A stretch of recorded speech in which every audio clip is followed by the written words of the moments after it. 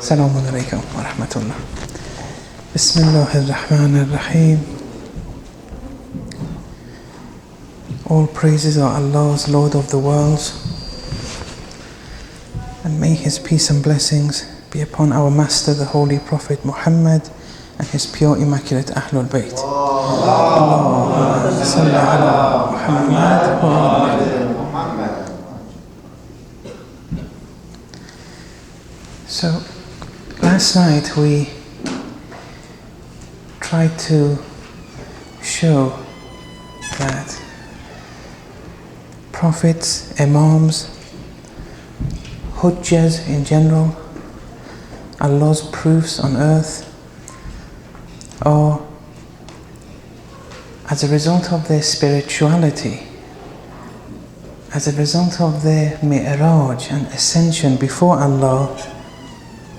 These entities are Allah's intermediaries between Allah and people, between haqq and khalq. Now, all prophets and imams are hujjas, are Allah's proofs on earth. But not all hujjas are imams, not all hujjas are prophets. And we gave a title for these people. They call such people as luminous barzakhs. Now, being Allah's intermediaries, being intermediaries between Allah and the people, we said that this entails two things. One, they act as the people's mirror to Allah, and Allah's mirror to the people. And therefore, neither the holy attributes or attribute that we call such intermediaries, neither are they attributed to the concrete intermediary himself, and nor are the vicious attributes or any negative attributes, they too are not attributed to the intermediary himself. The holy attributes are Allah's, and they're just reflecting it. And we gave the example of the moon. And on the other side of the spectrum, the vicious attributes are the people's. They're just intermediaries between Allah and the people. So sins, errors, forgetfulness, weaknesses in general can't be attributed to the intermediaries, because it goes against explicit verses of the Quran which indicate their ismat, or prophets, or imams, their ma'soom. And so if we see in some verses of the Quran or in some traditions that the prima facie meaning of those verses or traditions are indicating, albeit indirectly, that they've committed an error, or they're attributing any kind of weakness to such people, since the explicit texts say that such people are ma'soom, we have to interpret those verses and traditions in another way. And that's called ta'weel. They have to be reinterpreted. It's like when the Quran says Allah's hand, since that's rationally impossible, that hand has to be reinterpreted in another way. Not like as in Allah having a hand, and so on and so forth. Now there are some examples, and there are many, throughout the Quran. Some of them are very delicate, some of them are very straightforward. One is the story of Ibrahim alayhi salam and the 4 birds. Here, the question is, Ibrahim wants to see the manner of reviving the dead.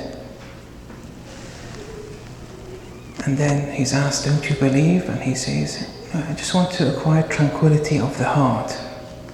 Now, this story has been interpreted in different ways, and in many of my speeches I've approached and mentioned different ways this story has been explained, but for the purposes of this discussion, in relation to the luminous barzachs, this is another way of looking at this story now.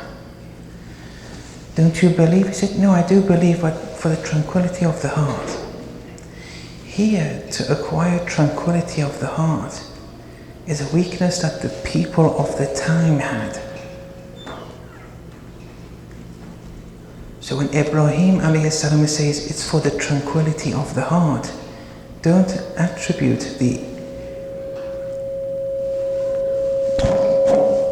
lack of tranquility of the heart to the intermediary, to Ibrahim alayhi salam.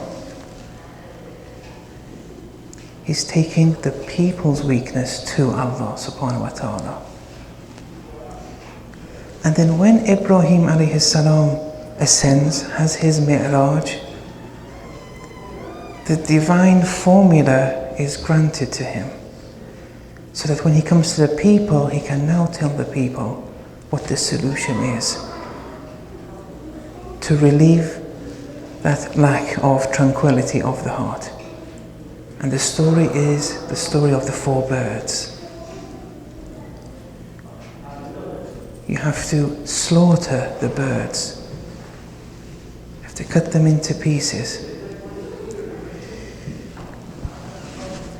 Here, the 4 birds, esoterically, each possess certain attributes of vice. For example, I don't recall which the traditions vary what the 4 birds were, but in general, I think the craven was one of the 4 birds. It's known for its excess in nutritional appetite. That has to be killed. The rooster is known for its excess in its sexual appetite. That has to be killed. Then one was the peacock, which is known for its love of the eye, love of the self. That has to be killed within us to acquire that tranquility of the heart. Finally, one was the vulture, which consumes dead flesh, a sign of being drowned in materialism, a metaphor for that. These have to be killed within oneself. That's the protocol that with the Ibrahimi Mi'raj, he received that from Allah to give to the people who were suffering from a lack of the tranquility of the heart. You see, this is where Ibrahim is an intermediary between Allah and the people. You have to kill the birds within you, those attributes of vice. Now, we don't have to reject the external aspect of this story, that the whole process of the 4 birds was a physical reality. There's no need to reject that. Most theologians, maybe most of the Urafa also accept that. This story did happen. But Imam Khomeini has something, and he's mentioned something which I've not seen anyone allude to. And I've done my best to research tafsirs of old and the recent ones. No one said this very delicate point, at least in writing. It's not documented anywhere, save in one of Imam Khomeini's works, in his lecture notes in philosophy. He's one of the very few who believes that this wasn't a physical reality. He believes it was a mithali reality.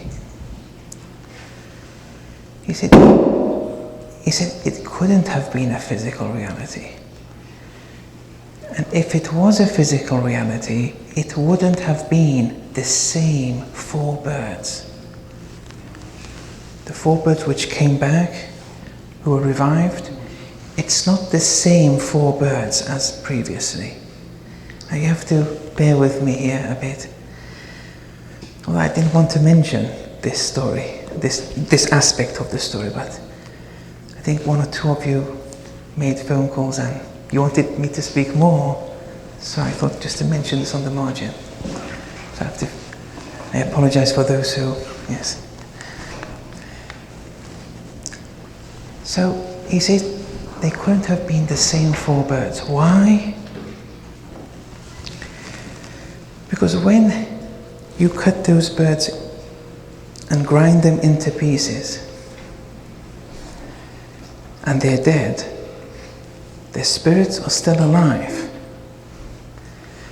Now, from that dead flesh, which is like earth, when you want to create it, and there's no problem, Allah can create that, kun fayakun, be and it is.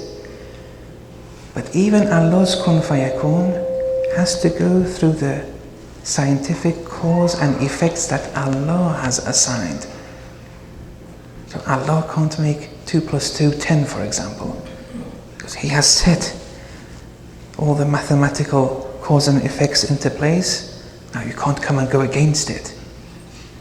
So you have to go on a par with Allah's cause and effect system assigned by Allah subhanahu wa ta'ala. So here, when that dead flesh, which is now totally into pieces, when it wants to become a bird, well, scientifically there's no problem in that, because that dead flesh becomes absorbed in the earth, becomes a plant, becomes some kind of food. A bird eats from that plant, it contributes to the sex cells of the bird procreates, and so on and so forth, and the bird comes to be. Now that can happen naturally. With miracles, all these natural cause and effects are still in place. Nothing goes against the natural causes and effects. It's only a question of timing. It happens instantaneously. But you don't skip a phase. It's impossible. The process of cause and effects are the same, but instead of that 20, 30, 40 year period which it would have naturally taken place, with Allah's providential authority, it happens instantaneously. But still it goes through the same processes, the same cause and effect. One of the phases of this development is ensoulment. You can't skip it either. It's like in humans, ensoulment is around 4 months into gestation in the mother's womb. This too, it has to pass this phase of ensoulment. You can't skip it, otherwise it won't lead to the bird. And once this ensoulment occurs, now you have 2 spirits. The one which passed away, but now this is a new entity, a new soul, a new spirit. So it's not the same as the previous bird. So even if I just stress that this was a physical reality, this will be a problem. It can't be the same bird.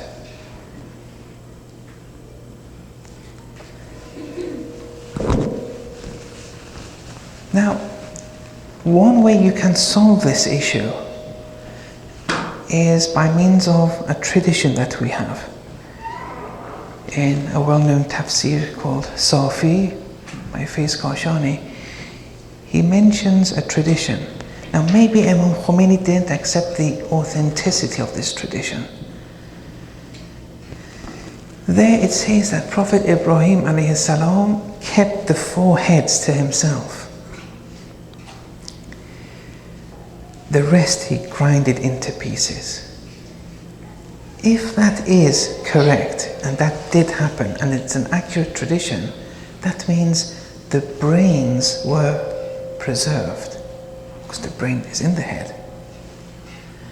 And then that can mean that the birds were the same birds, because The brain is essential in relation to the connection between the soul and body, not the legs or feet or hands. If I were to, do a transplant of my two hands, for example, and they say to me, "What's your name?" I'd still say Farrokh. Then I change my two legs. "What's your name?" I still say Farrokh. I change my lungs, kidneys, any part of the body. After that transplantation, that organ transplant, I'm still Farrokh. But with the brain, no. If you put another person's brain, if you put Dariush's brain have this brain transplant, then say, "What's your name?" They'll say Dariush. There's no more Farrokh. The heads were preserved by Prophet Ibrahim. So that maybe, but Imam Khomeini, he doesn't maybe accept those traditions as yaqeen, leading to one's yaqeen. So that was the story of Prophet Ibrahim alayhi salam acting as an intermediary between Allah and the people. The people have a weakness, lack of tranquility of the heart, takes it to Allah through his own mi'raj. As a result of his own mi'raj, he receives revelation. Allah gives the divine protocol, the killing of the 4 birds, as the key to acquiring tranquility of the heart. And that is applicable for us today, and this is how we have to benefit from the story. Another story is the story of Yunus alayhi salam, Jonah. And the way the texts refer to this story is that he escaped from his people, because his people weren't accepting the message, and he became angry. Now, escaping from Allah's command or being angry with a people in tabligh for a ma'soom prophet, this goes against the logic of the verses. The verses which refer that these people are ma'soom or infallible. So this has to also be interpreted in another fashion. It's not acceptable. You see, the absolute that we have is that they are ma'soom.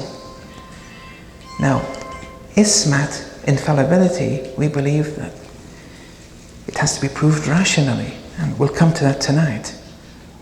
Well, we believe that infallibility is a rational must. And also in the traditions and the verses of the Quran, it's indisputable. We can't compromise with explicit traditions or explicit verses of the Quran. Now suddenly they're mentioning a prophet who's angry, who's escaping from the people, and that can't be right. Here Yunus alayhi salam took the weaknesses of his tribe, of his people, to Allah to receive the divine protocol. And this story of Yunus alayhi salam, like with all prophets, is the story of man, and in this case how to spiritually survive when encountering illnesses of one's tribe. Here Yunus, when he returned to the people, he gave them a code, a formula to read, to relieve them of that weakness that they had, of not accepting the message of Yunus alayhi salam. And that was La ilaha illa ant. There's no deity but you, Allah subhanahu wa ta'ala.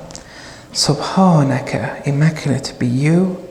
Inni kuntu min ad-dhalimin. Verily I am of the wrongdoers. Now Yunus can't be one of the wrongdoers. He's ma'soom. You can't attribute that wrongdoing to Yunus. He's an intermediary. The wrongdoing is attributed to the people. He's taking their message to Allah. then receiving that divine protocol to then come and guide the people. And then in the Quran too, another place, chapter 68, verses 48 to 49, فَاصْبِرْ لِحُكْمِ رَبِّكَ. Be patient before your Lord's ruling. وَلَا تَكُنْ كَصَاحِبِ الْحُوتِ. And don't be like the man of the fish, referring to Yunus alayhi salam. But don't attribute the weakness to the Prophet. He's taking the weakness of the people. Here you're told not to follow the example of the people that Yunus wanted to propagate and give the truth. Not that don't be like Yunus, he's ma'soom. What does it mean that don't be like Yunus? It makes no sense. It goes against rationality for Allah to say, don't be like a ma'soom. Why not? I mean, it's everyone's dream. Here, if you don't understand the nature of that luminous barzakh, that intermediary between haq and khalq, you'll fall into difficulties here.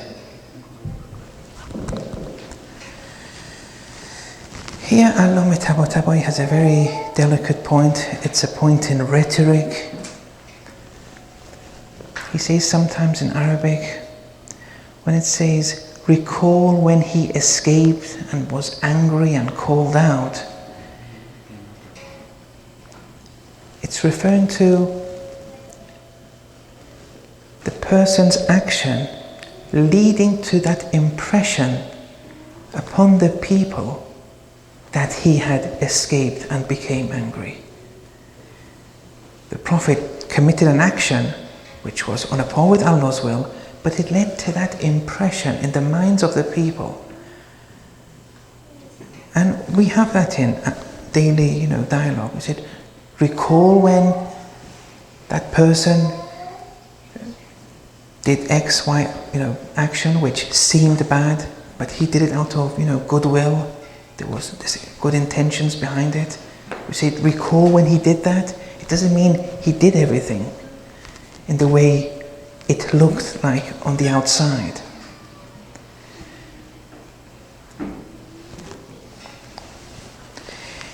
Then the story with Yunus, like going into the sea, then he was in a boat and they had a lottery and he was thrown into the water, then a fish swallowed him. There's no need to negate the physical reality. But it seems, and my research on this issue has not, it's not complete here, but it seems this story of going into the sea and the 3 layers of darkness of the seas and the swallowing of the fish and the staying in the fish according to traditions 40,000 years, Methali years. This is all steps and phases of the Mi'raj of Yunus alayhi salam. In the same way that our Holy Prophet had a Mi'raj in the heavens with all those different phases, all of them stories behind it, none of it being a physical reality, we do have traditions that the whole scenario of the sea and the fish, it says, is the Mi'raj of Yunus. So this has to be looked in a different light maybe. But this requires more discussion. I haven't spoken about Mi'raj yet, but Mi'raj is a very big subject. The Mi'raj of different prophets, it varied in nature. This whole story of Yunus is explaining the story of man's Mi'raj, but in a different light. Just one point in relation to this formula of Yunus, La ilaha illa ant, subhanaka inni kuntu min ad-dhalimin. This is a very common formula amongst the Urafa. many Urafa believe in the legitimacy of this formula as essential for one's spiritual wayfaring. In the traditions too, this formula is given, and whoever recites it with the presence of the heart, their grief will be relieved. Imam Sadiq alayhi salam has a tradition in this regard. Allahumma salli ala Muhammad wa ala Muhammad. But sometimes one reads in these books that speak of the lives of the Urafa, this Arif saying, recited 400 times a day, another 1,000 times a day. And these numbers don't exist in the traditions. So once I was able to ask Ayatollah Bahjat that for a beginner like me, how many times a day is it good to recite this formula? And they usually recite it in the sajda position before Salatul Fajr. And although he can do it after Salatul Fajr too, it depends on. Yes.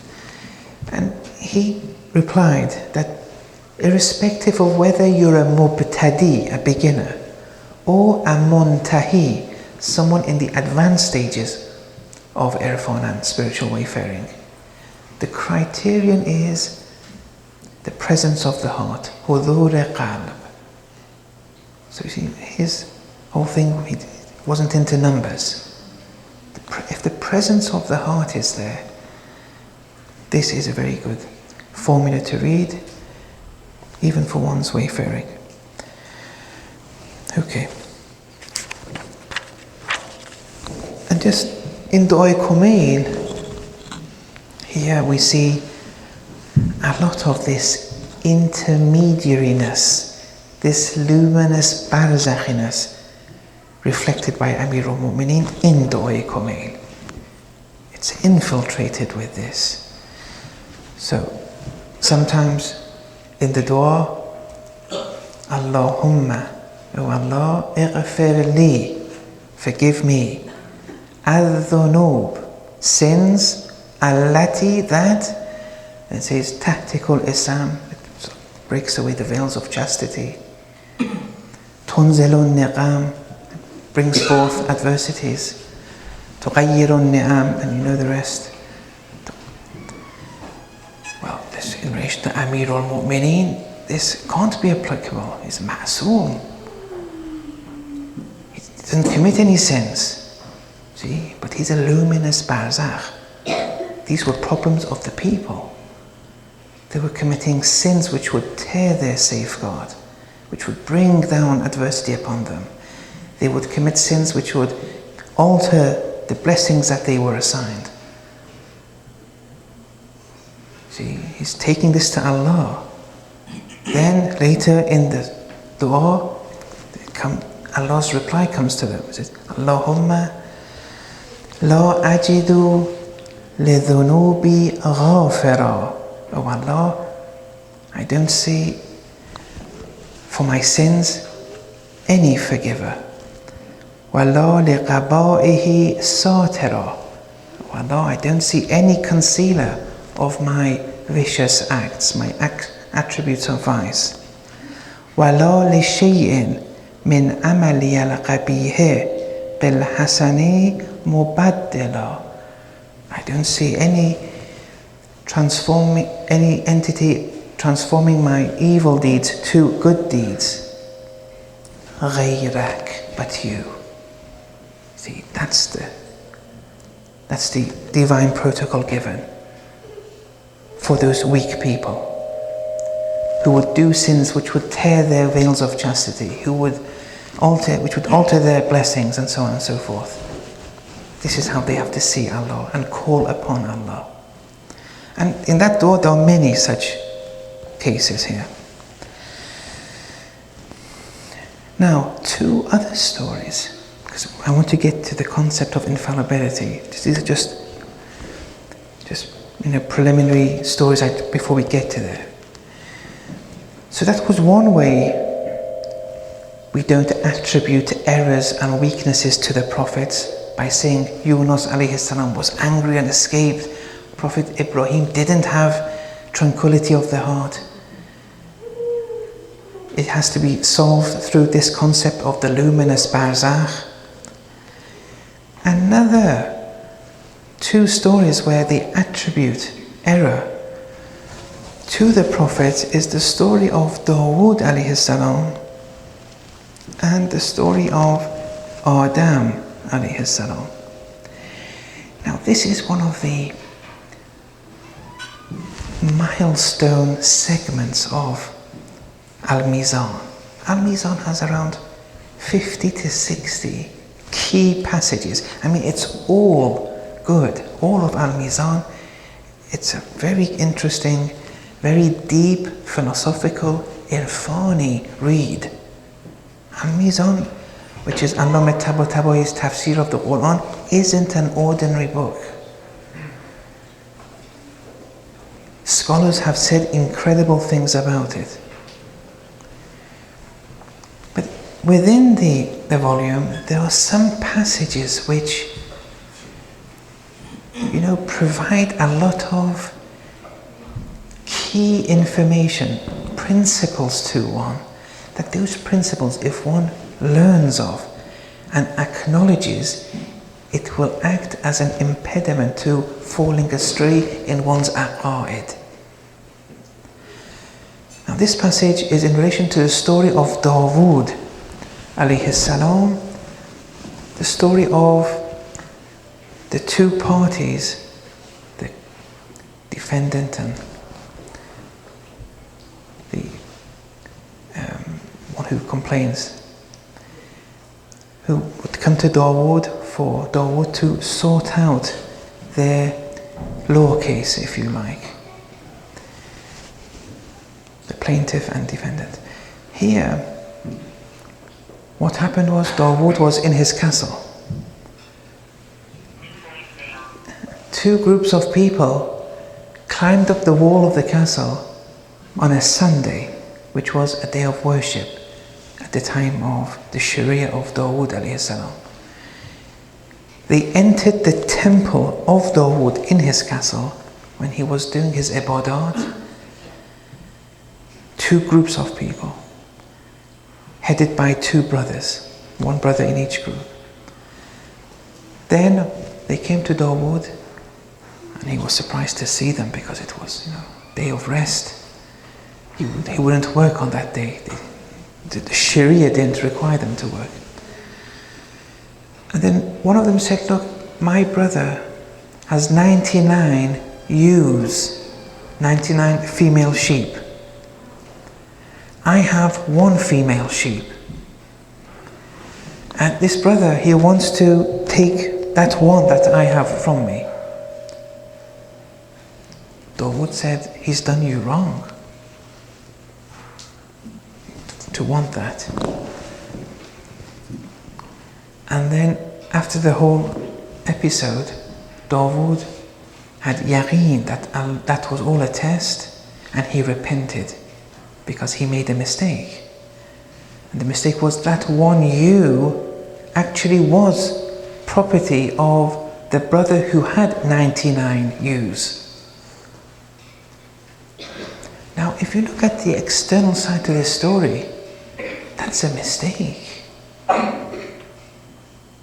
And we see many people attributing this mistake. Many theologians, they do that. But they justify it in another way. I'll come to that in a minute. But the Urafo don't like this. Al-Allama Tabatabai covers this very eloquently. And I'll read the passage in a minute. The first problem with this being a physical event, because Allama Tabatabai and most of the Urafo, they regard this whole event of Dawood as a mithali event. It didn't occur in the physical world. It occurred in the realm of apparitions, like the realm of our dreams. It's different to dreams, but when I say dreams, I want you to just relate to it more. The nature's similar, but they're not dreams. Do you know when you sleep and you see these visions? Here Dawood saw those visions, Whilst awake though, in the temple, whilst doing ibadat, he had a mi'raj. As-salatu mi'rajul mu'min. He was able to detach himself from the worldly life whilst awake, and therefore he saw these visions not with the physical eye, with the same eye that we see in our dreams. What he saw were these two parties coming up, approaching him and giving this court case. Nothing happened in the physical world. The traditions speak that the castle was surrounded by 4,000 or 40,000 soldiers. And no one noticed, two groups of people climbing up the castle and entering. It was a Sunday. He wouldn't accept any court cases then. They don't work on Sunday, the Sharia of that time. So this was all a tamathul, an apparition, what we see in our dreams, but Dawood saw it whilst awake. When we sleep, we automatically detach from the worldly life, ascend to metaphysical, immaterial realms of existences, acquiring abstract, divine data, and our soul converting that data into pictures, barzakhi pictures. The same processes occur with Dawood alayhi salam, but whilst awake. Because he doesn't have to detach from the worldly life only by sleeping. He can do it even whilst living and awake in this world. So, when he did his mi'raj, when he converted that data, that divine knowledge into pictures, these were the pictures. And therefore, if we were there, we wouldn't have seen the whole story. That was in unity with the soul of Dawood. In the same way, if someone is sleeping beside us, they don't see our dreams. Because our dreams are in unity with our soul. They're products of our soul. They're products of our mi'raj. So this occurred in the realm of apparitions of Dawood alayhi salam. Now let's read Allama Tabataba'i's text here. وَمِنَ الْمَعْلُومِ, and it's evident, and that لَا تَكْلِيفَ فِي ظَرَفِ التَّمَثُّلِ. There's no duty in the realm of apparitions. In your dream, let's say if you commit a bad sin in your dream, will you be punished for that? No, it was in your dream. You see, look how the Urafa analyze these stories. The others, they say, Dawood, right in the physical world, they had a court case, he made a mistake. That goes against the absolutes. The absolute was their ma'soom.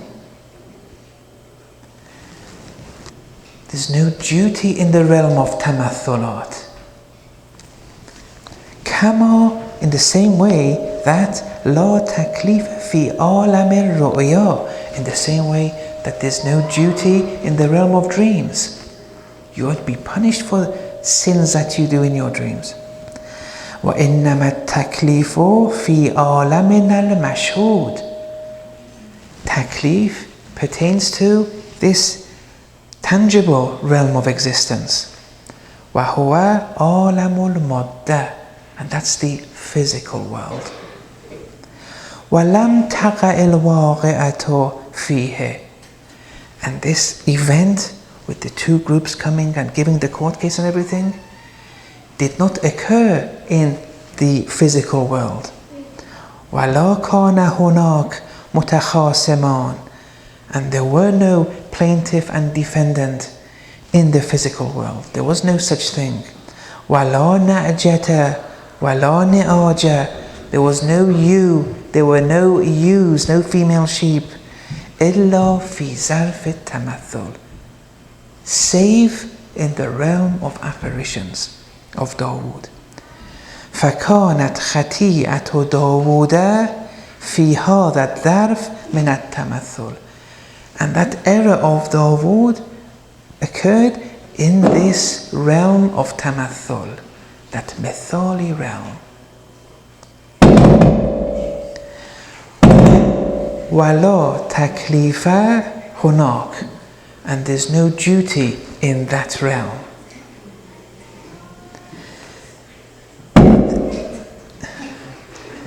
Yes.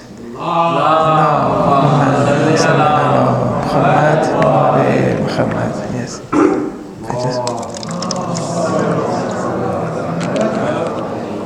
Yes. So, there's no need to. Yes. Yes.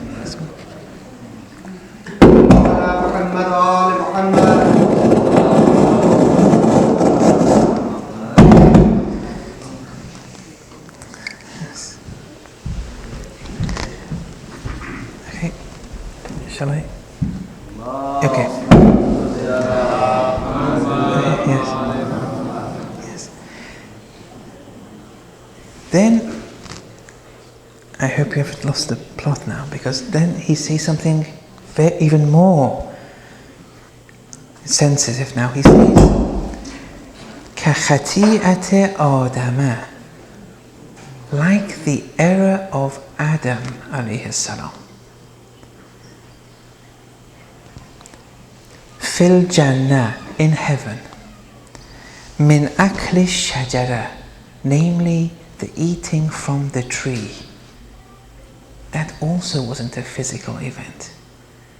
That also was in the realm of tamathulat, the realm of apparitions of Adam. It was a result of Adam's mi'raj.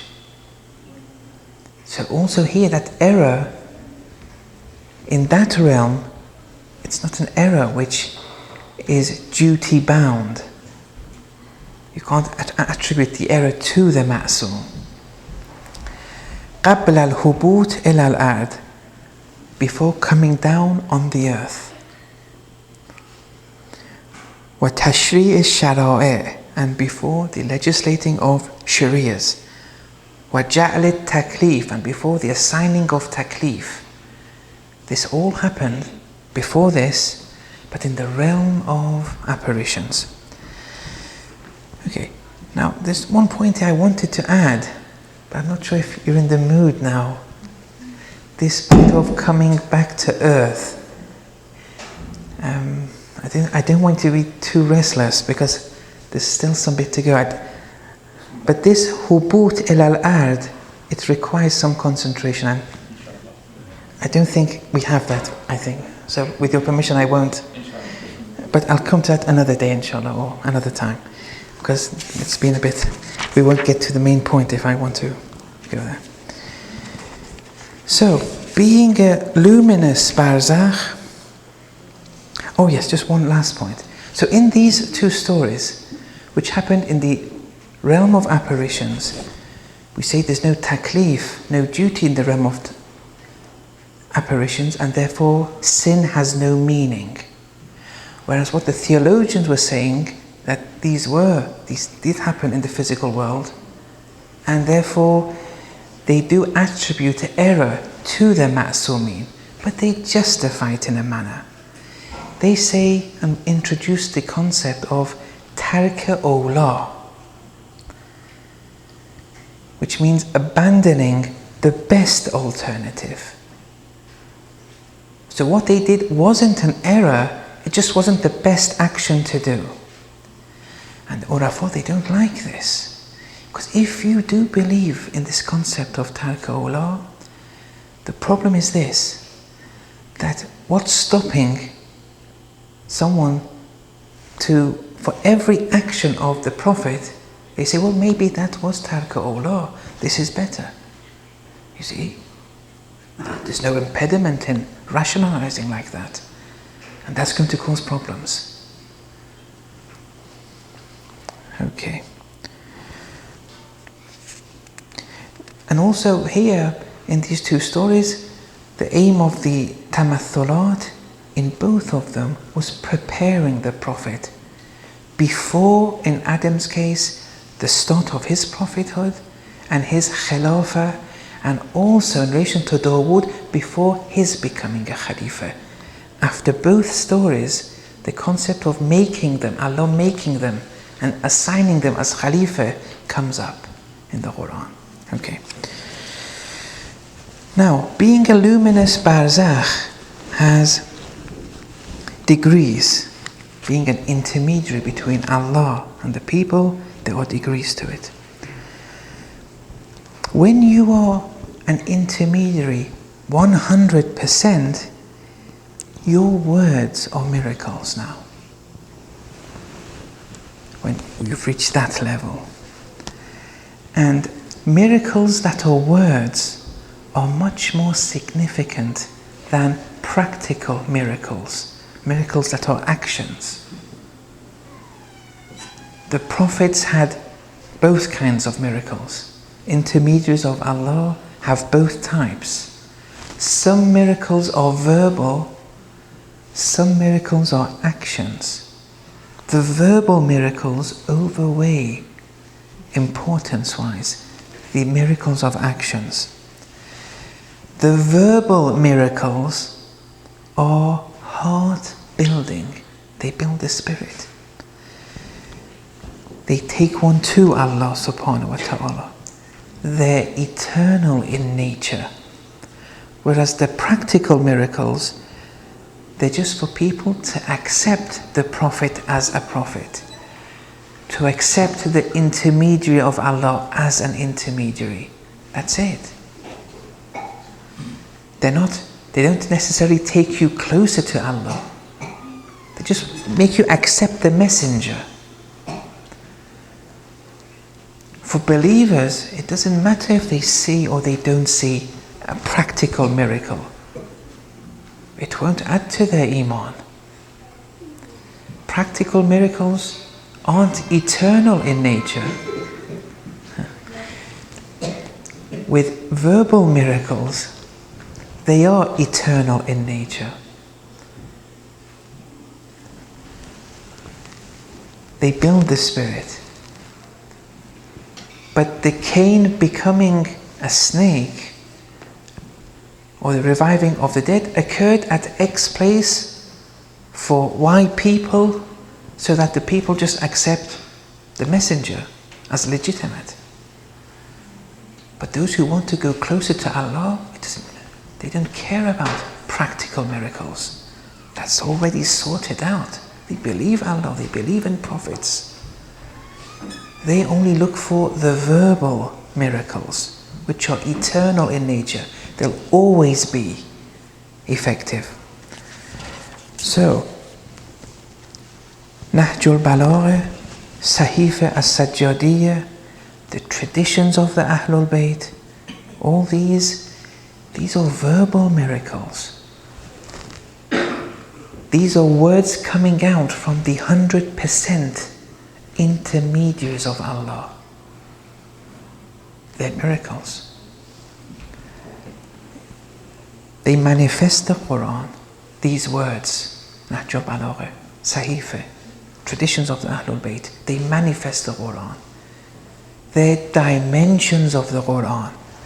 They're esoteric interpretations of the Quran. They're products of the mi'raj of these intermediaries. And they're miraculous. And they're spirit building. And they're eternal in nature. The best way to prove the infallibility and demonstrate the infallibility of the prophets or imams are these luminous words that come out from them. Now, we're entering now the main crux of tonight's discussion. What makes such people produce such verbal miracles? What has led to such power in these people?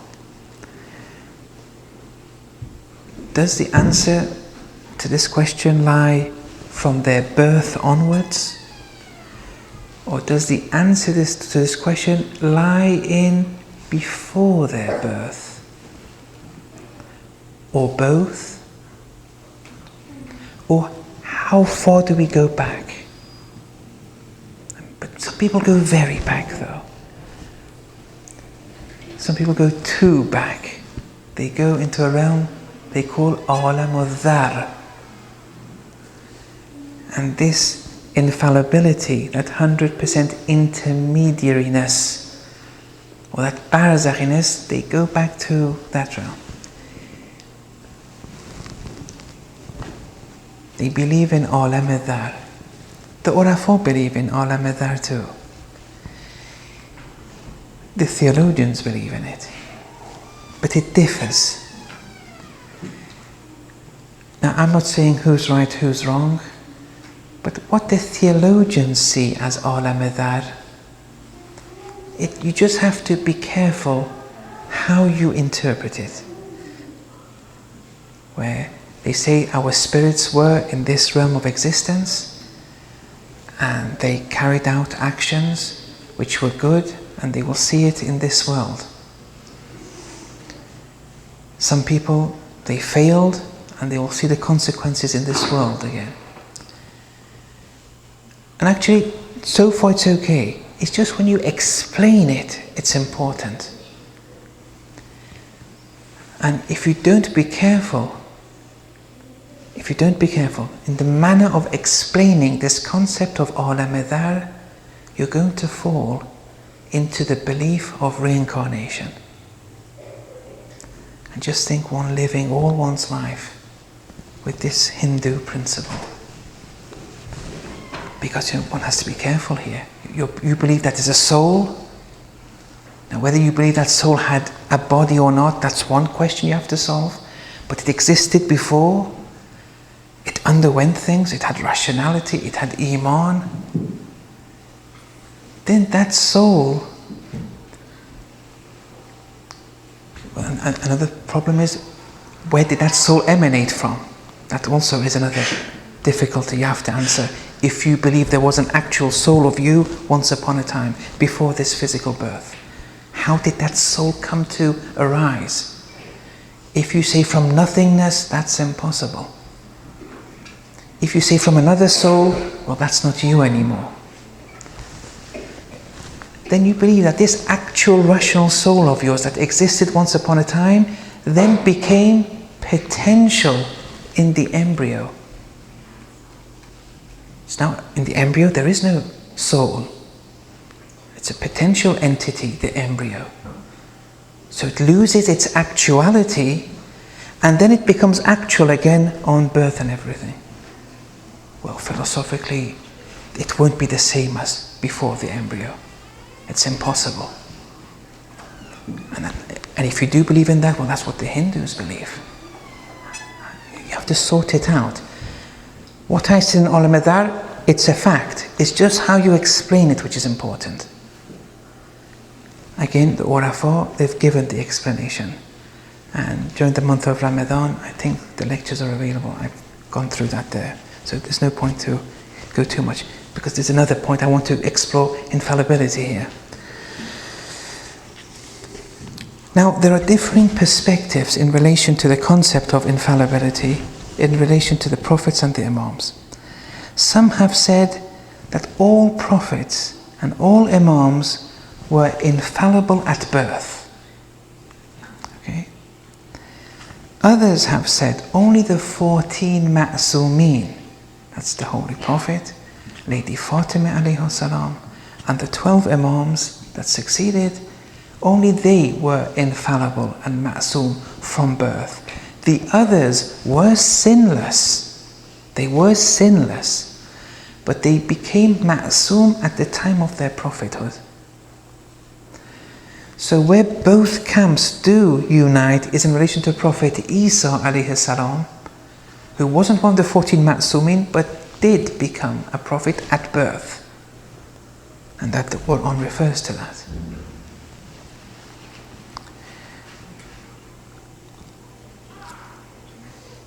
Now, so these are two perspectives here.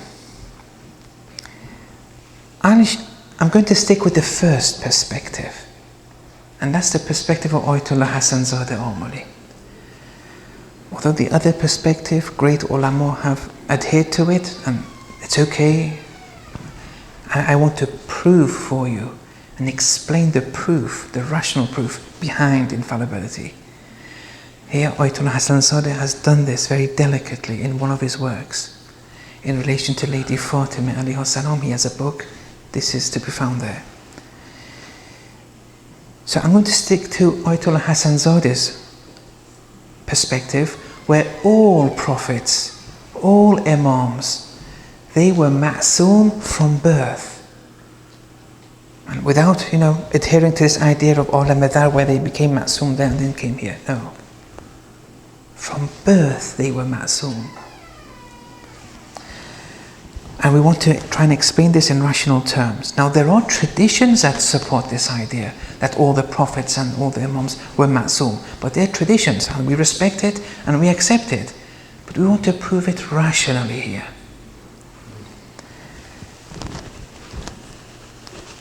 So why were they infallible? What's the proof?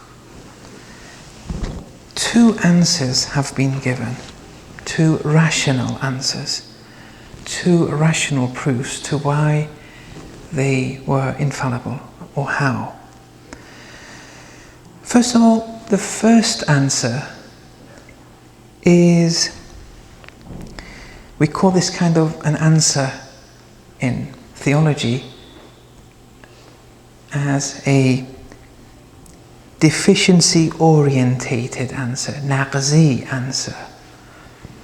I.e., if it weren't the case, deficiencies will arise, so it must be the case. That kind of an answer. We say, look, if you accept Tawheed and Allah as absolute perfection, then these guides that Allah is sending to guide us, if they're not ma'soom, so how are we going to be guided then? They have to be ma'soom. Because if they're not ma'soom, there's no reason why we should follow them. That's one proof, and that's the common proof which I usually say. But it's not complete. Deficiency-orientated answers aren't complete answers. You have to solve the issue of why they are ma'soom at birth. But they say, no, if they weren't ma'soom, well, that's an end to anything. Why should we accept it? With every act that they do, we say, well, maybe that's an error. They're not ma'soom. Maybe that was an error. Maybe this was an error. And that would put everything just into, under question. So that, we don't want to rely on that answer alone. Now, in the books of Aqaid, they list a lot of proofs. But usually this proof is only given to the people. But this second answer is very important. And it's what we call a halli, not a naqzi, a halli response, where we solve the case directly rather than indirectly. Now here you have to bear with me a bit, and we end, after I explain this, we end it, so if you just be patient for a few more minutes. Imagine a pure mother and a pure father. These are rational proofs for ismat. That's why they are infallible from birth. And Ibn Sina also has referred to this proof. So you imagine a pure mother and a pure father from a pure lineage, where their ancestors were all pure, one after the other. Consuming pure food, having pure thoughts, expressing pure behavior, and all of these also continuing even through the time of conception of their child, and throughout the 9 months of gestation too, the result will be an infallible offspring. Now, this will be explained in a minute. And such a person who is produced with all these parameters, maybe 101 different parameters, will not be in need of guidance. There's no need to guide him. He's not in need of a guide.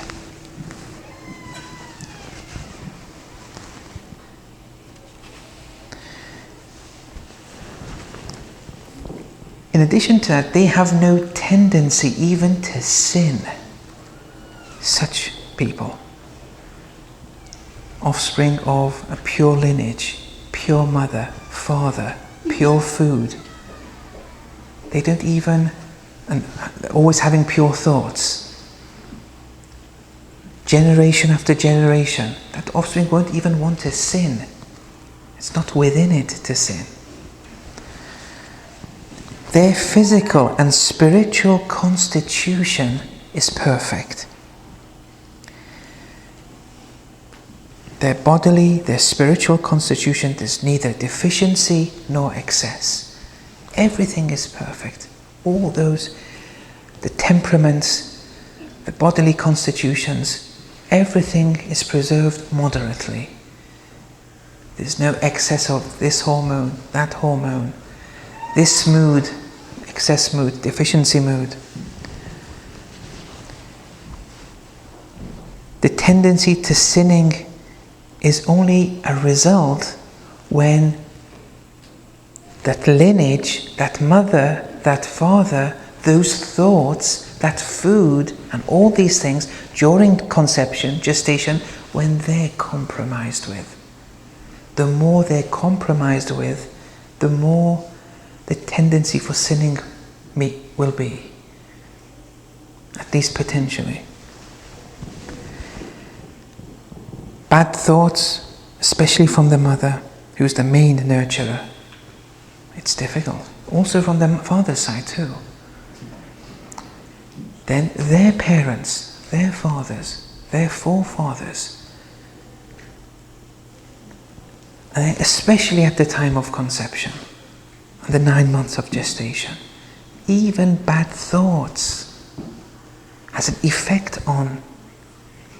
You can't separate the production of the offspring with the mentality of the parents. It's inseparable. It has an effect on the growth. See, this is the rational aspect here. And this idea that Allah breathed in this body from His Spirit is also through the mother and father. These processes have to take its phase, has to go duly. It's a process, it has different phases. Then the Spirit arises at 4 months. But the baggage, it started from many generations ago. So there are many parameters here. Now we believe the most perfect person, as a result of many generations of pure mothers and fathers, the person who has the most perfect bodily and spiritual temperaments and constitutions is our Holy Prophet, sallallahu alaihi wasallam. And that's why we follow what he does to the dot, because of that perfectness from birth. There was no tendency to sin, and he was infallible from birth. I'll explain that in a minute. And then whatever action he would do, it's from the most perfect in all dimensions. We want to follow that. That's our model. That's our example.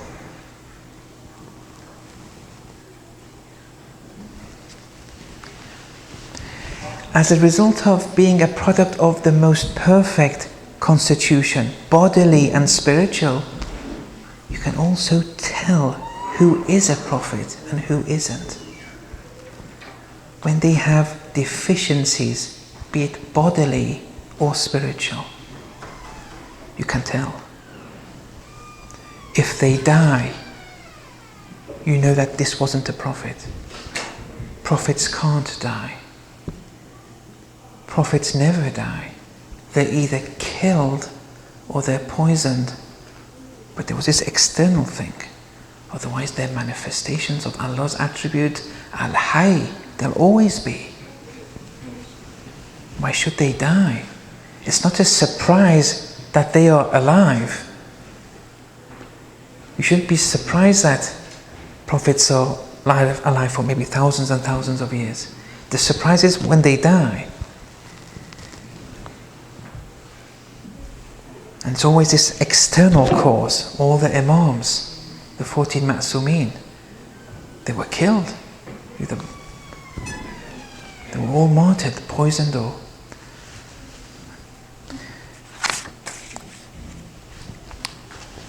So, this degree of contamination of the embryo, of the offspring, goes back from many generations. It doesn't just happen from conception onwards. Each generation has its effect. If they were all pure mothers, pure fathers, pure thoughts, pure food, pure behavior, the effect is something pure. And that pure effect doesn't want to sin. To some degree, it happens with the non-Ma'sumeen too. And then the product, the offspring, you have to force it to sin. It doesn't have that tendency at all. Now, some actions have a worse contaminating effect on the offspring than others. For example, having children out of wedlock is limiting the child's chances. The road to perfection still exists for the child who is born out of wedlock. There's no bias. Islam doesn't look at them with a bias. They're human beings, they have respect. But the mother and father did something which is compromising that offspring. Otherwise, the Sharia is not saying it's haram for willy-nilly. It's a reason why marrying out of wedlock is haram. Islam wants the offspring to have the easiest route to perfection. The parents did a disservice. But this child can marry that child's child, that person's child will be, normal, like he's normal. There's no problem there. But the child that comes out of wedlock, you are increasing the chances for its tendencies to sin and not reach perfection. But the road is always open. Don't say, well, is that fair? What he didn't sin at all. Well, just look at the world around you. You're walking across a road, a car hits you, for example. Was that fair? The parents did something wrong. Why do you think Islam says for future generations you have to, act, you have to do something? You're responsible in relation to future generations. It's all linked. The generations are all linked with one another, responsibility-wise.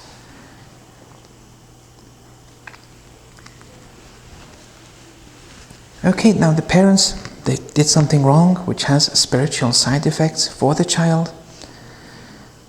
It's like the physical side effects of medicines on pregnancy, for example. You take some medications during pregnancy, it will lead to bodily deformities in the child. Here, it's spiritual deformities, which are worse. But the child doesn't have to be despaired. There's always hope. But by their parents doing this, marrying out of wedlock and producing this child, the potential to err and go astray is there.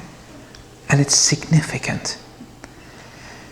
And that's why, according to some scholars, the Sharia, for precaution's sake, has not allowed these people who were produced out of wedlock, who are normal like me and you, but because of this significant risk that they have been made susceptible to as a result of what their parents did, because of that the Sharia has prohibited them, for precaution's sake, not to enter sensitive positions that are related to one's spiritual salvation, to people's spiritual salvation.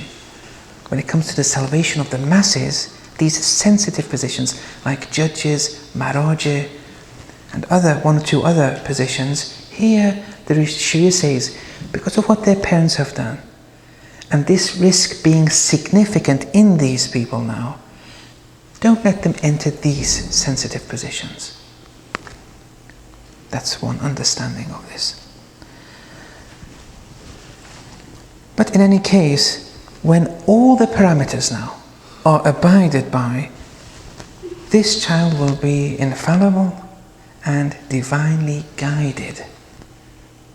They won't need a teacher anymore.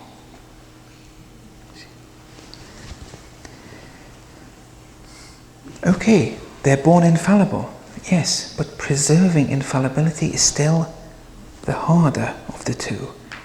Acquiring infallibility, be it from birth or after birth, is one deed, but preserving one's infallibility is much more difficult. Now, this idea of being divinely guided from birth, we see it in the stories of the prophets, where from birth they have this angel guiding them. This angel isn't something external to them. It's a product of that pure soul. That Jibreel, which the Prophet would have contact from a child, it's a product of the soul. They would guide them. Why would they guide them? Because the soul came into this so pure. It's a function of that. It would be in contact with Israfil, Jibreel.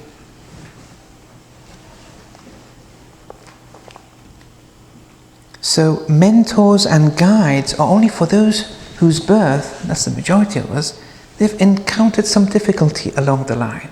And for us, all of us, that's the case. That's why we need prophets. That's why we need guides.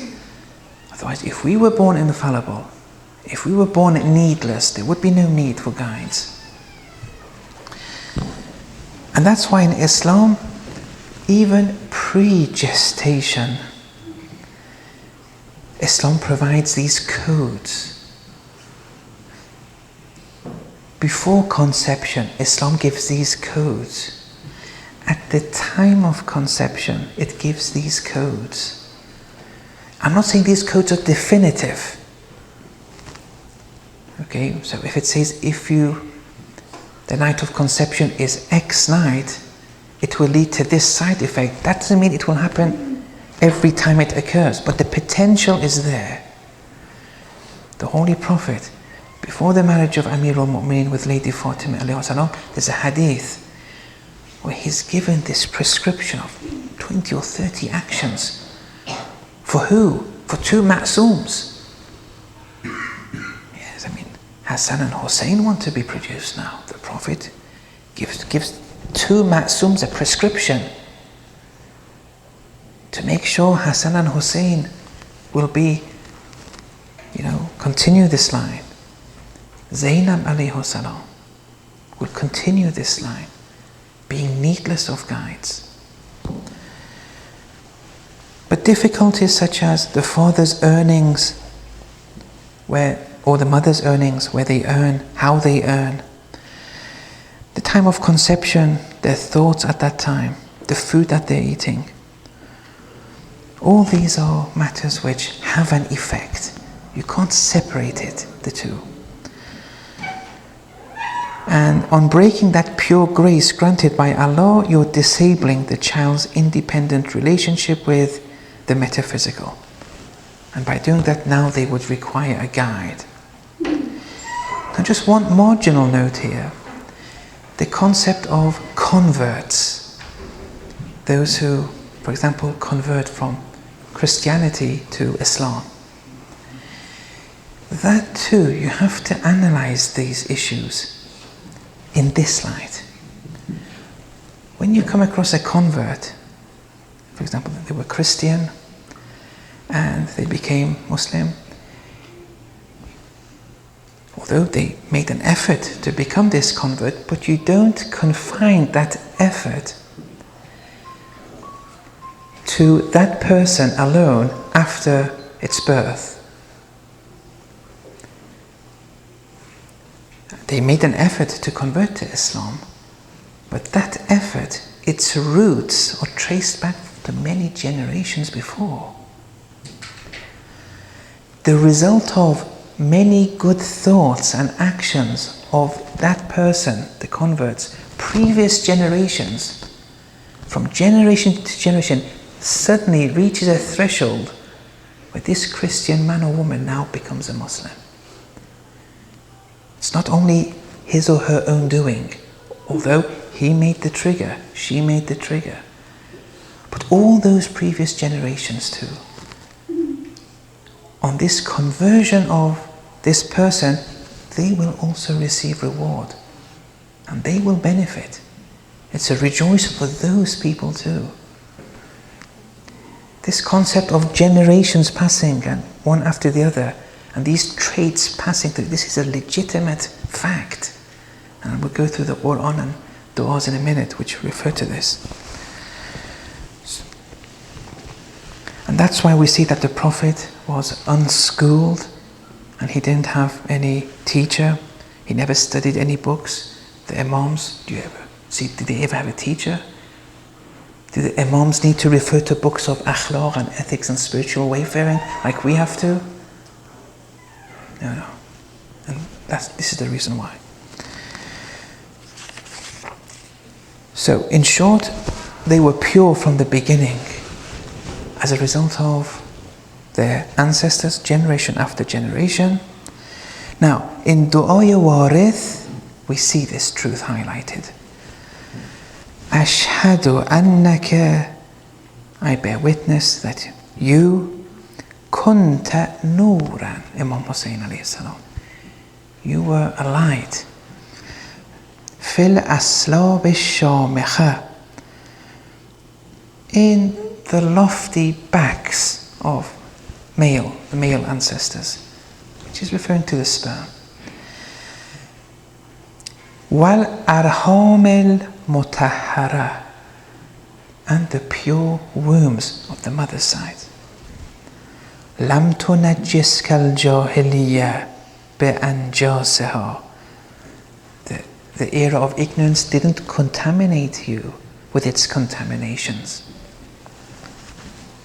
وَلَمْ تُلْبِسْكَ مِنْ مُدْلَهِمَّاتِ ثِيَابِهَا, the era of ignorance didn't clothe you with the clothing of pollutions. And then from father and mother, after father and mother, after father and mother, you see this was the result.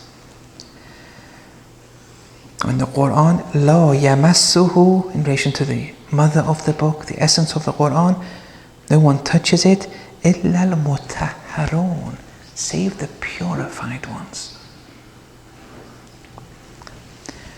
Those who are in unity with the Quran. The purified ones can gain access to whatever they want without delay. They act on a par with Allah's will. They don't need a guide. If you understand this much in relation to the rationality behind infallibility, now you can choose the successor of the Prophet. Now it's easy. You don't have to rely on texts anymore to see who is the successor of our Holy Prophet. We don't need texts to tell us. Look at people. Look at their ancestors. Rationality can point you towards Amir al-Mu'mineen, alayhi salam. You can't compare Amir al-Mu'mineen, his parents, grandparents, so on and so forth, to the others. Did Amir al-Mu'mineen have a guide? Did he have a mentor? Who was the mentor? And then can you compare his knowledge with that of those who claimed successorship of the Prophet? Of course not. It's incomparable. Your rationality points that Amir, just studying the lives of the potential successors to the Holy Prophet, just studying the lives, rationality tells you who is the successor, who was born Ma'soom.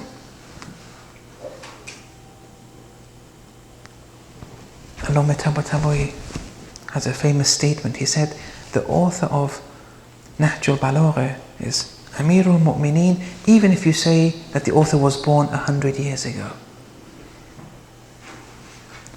The author's Amirul Mu'mineen. These words do not come out of the mouth of a non-Ma'soom. The words of a 100% intermediary are miracles. It has to come from an Amirul Mu'mineen.